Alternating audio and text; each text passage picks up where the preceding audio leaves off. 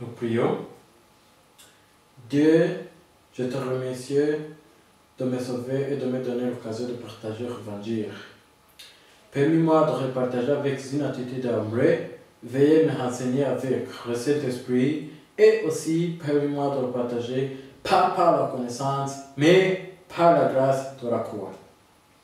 S'il y a des incroyants, je prie qu'ils vont accepter Jésus-Christ comme leur Seigneur et leur Sauveur. S'il y a des personnes malades, je prie qu'ils se le guérissent. S'il y a des personnes qui ont des problèmes, je prie que leurs problèmes selon les olis lorsqu'ils attendent ce message de l'évangile. S'il n'y a aucun croyant, je prie qu'il réalise la mission d'annoncer ce l'évangile jusqu'aux extrémités de la terre et devenir évangéliste. Je prie dans le nom de Jésus qui est le Christ. Amen. Dans ce monde, il y a un Dieu le Créateur qui a créé l'univers entier, toutes choses dans le ciel et la terre et les hommes. Dieu a donné 3 bénédictions à l'homme original. La première bénédiction, c'est que Dieu a créé l'homme à son image en cas d'être spirituel. La plus grande différence entre l'homme et l'animal, c'est que l'homme a un esprit. La deuxième bénédiction, c'est que Dieu a donné à l'homme le pouvoir de dompter et de garder la terre. Donc Dieu a donné seulement à l'homme le pouvoir de dompter et de garder la terre. La troisième bénédiction, c'est que Dieu a permis l'homme de jouir toutes choses qu'il a faites. Ici, il y a le principe de la création de Dieu. Lorsque Dieu a créé les oiseaux, il les a donné les ailes. Les oiseaux avec les ailes sont les plus élevés lorsqu'ils volent dans le ciel. Lorsque Dieu a créé les arbres, il les a donné les racines. Les arbres avec les racines sont plus élevés lorsqu'ils sont profondément enracinés dans le sol. Lorsque Dieu a créé les poissons, il les a donné les aillettes. Les poissons avec les aillettes sont les plus élevés lorsqu'ils nagent dans l'eau. Avec ce même principe, lorsque Dieu a créé l'homme, Dieu a donné seulement à l'homme un esprit. Puis, quand est-ce que l'homme d'esprit est plus élevé? C'est lorsqu'il est avec Dieu. Les oiseaux n'ont pas quitté le ciel, les arbres n'ont pas quitté le sol, les poissons n'ont pas quitté de l'eau, mais c'est l'homme séparé de Dieu. En conséquence, l'homme vit avec 6 sortes de problèmes et finit par tomber dans la destruction. Pourquoi est-il que c'est l'homme séparé de Dieu? C'est parce qu'il a péché. Pourquoi l'homme a péché contre Dieu? C'est parce qu'il a été trompé par le Satan. Parce que l'homme a été trompé par le Satan, il a péché. En péchant, il a été séparé de Dieu. À la suite de cette séparation, ces 6 problèmes ont commencé. Alors, quels sont les types de problèmes sont là lorsque l'homme a été séparé de Dieu? Tout d'abord, il y a le problème spirituel. En tant que déjà été séparé de Dieu, il adore des idoles, recherche des désirs de bonne aventure, des médiums et de la religion. Qui sont nos véritables parents? Ceux qui ont donné naissance à nos corps physiques sont nos véritables parents. Qui est notre vrai Dieu? C'est lui qui a créé notre esprit et notre vrai Dieu. Dieu a créé ton esprit, c'est pourquoi Dieu est notre vrai Dieu. Deuxièmement, il y a des problèmes de santé mentale. Les gens souffrent d'anxiété, de stress, de l'insomnie, de cauchemars, de terreur nocturne et de la dépression. Ils se sentent vides, veulent se suicider, attendre hallucinations, voix, et certaines familles ont des patients souffrant de maladies mentales. Troisièmement, il y a des problèmes physiques. Ils tombent dans la pauvreté, les accidents, les maladies incurables et échouent dans les entreprises. Aussi, ils sont confrontés avec les jeux d'argent, le chômage, dépendance à la cigarette, dépendance à l'alcool, toxicomanie, dépendance au jeu et smartphone toxicomanie. Quand est-ce que ces tout problèmes physiques ont commencé? Ils ont commencé juste après que nous étions séparés de Dieu. Quatrièmement, il y a des problèmes familiaux. Les couples mariés font valoir les rites distincts aux affaires et obtenir le divorce. Qui souffre le plus lorsque les parents se divorcent, ce sont les enfants. Par ailleurs, ils souffrent financièrement et manquent la paix du cœur. Cinquièmement, il y a des problèmes qu'on veut après la vie. À travers la Bible, nous pouvons voir que tout le monde a trois étapes de la vie. La première étape, c'est la vie de 9 mois dans le ventre de notre mère. La deuxième étape de la vie est entre les 70 à 80 ans que nous vivons maintenant.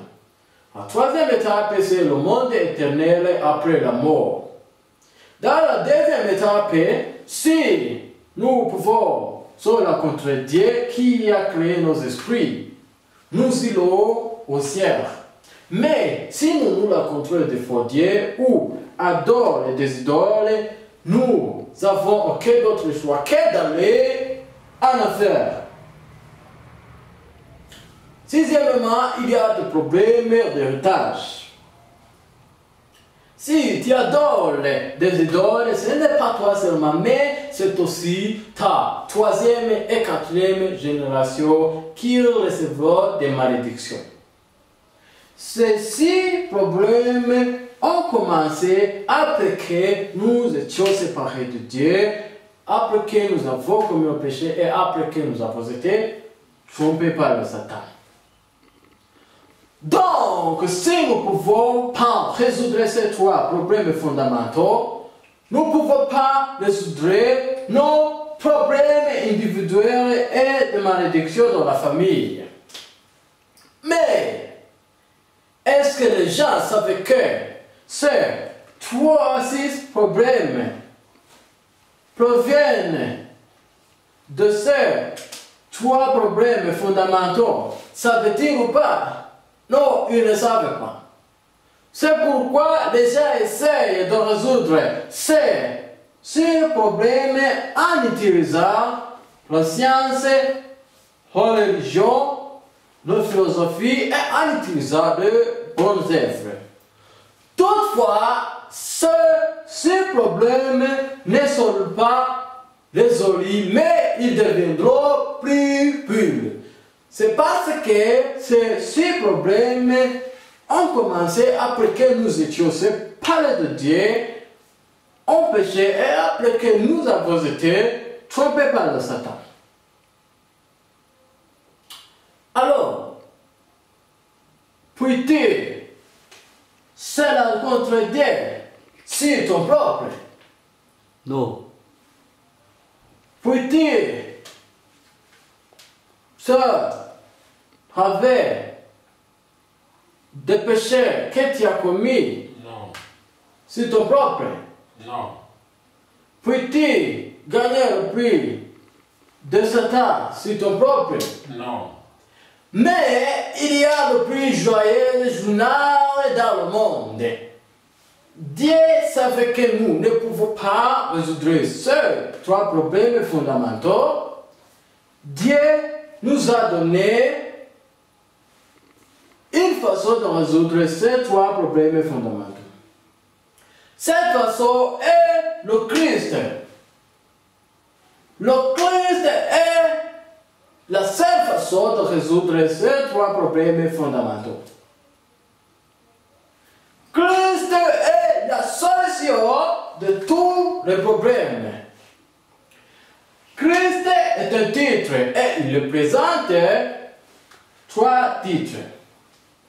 Le titre, le vrai roi, le vrai prêtre et le vrai prophète. Christ, avec ces trois titres, est répandu sur ça, est mort sur la croix et il a ressuscité d'entre les morts après 3 jours. Christ en tant que le vrai roi, est répandu sur ça, est mort sur la croix et il a ressuscité. Par ce biais, il a écrasé la tête du diable et il nous a donné de la libération. Christ, en tant que le vrai prêtre, est répandu sur ça, est mort sur la croix et il a ressuscité d'entre les morts. Par ce biais, il a emporté de tous nos péchés originels et il a résolu de tous péchés de notre passé, le présent et de l'avenir. Et il nous a libérés de tous les péchés et de malédictions. Christ, en tant que le vrai prophète, est répandu sur ça, est mort sur la croix et il a ressuscité d'entre les morts. Par ce biais, il a résolu le problème de notre séparation de Dieu et il a ouvert le chemin de se rencontrer Dieu. Tu ne peux pas se rencontrer Dieu par ton propre. Mais si tu crois au Christ, tu peux se rencontrer Dieu. Christ est le seul chemin de se rencontrer Dieu. En d'autres termes, à travers la mort et la résurrection du Christ, en tant que le vrai roi, le vrai prêtre et le vrai prophète, Christ a résolu ces problèmes qui proviennent de ces trois problèmes fondamentaux dans la Genèse chapitre 3, proprement, complètement et éternellement. Alors, qui est le Tout-Puissant, Christ? Jésus qui est venu à cette terre à travers la Vierge Marie il y a 2000 ans. Et le Christ, veuillez répéter après moi. Jésus est le Christ. Jésus est le Christ. Si tu crois que Jésus est le Christ, tu vas recevoir le salut. Jean 3,16 dit, car Dieu a tant aimé le monde, il a donné son Fils unique afin que quiconque croit à lui ne perde plus, mais qu'il ait la vie éternelle. Quiconque croit que Jésus est le Christ ne perdra pas, mais il recevra aussi cette bénédiction de la vie éternelle. Alors, quelles sont ces bénédictions? Tout d'abord, tu deviens un enfant de Dieu qui a créé l'univers entier. Deuxièmement, Dieu, le Saint-Esprit, entre dans ton cœur et te guide jusqu'à ce que tu l'as au ciel.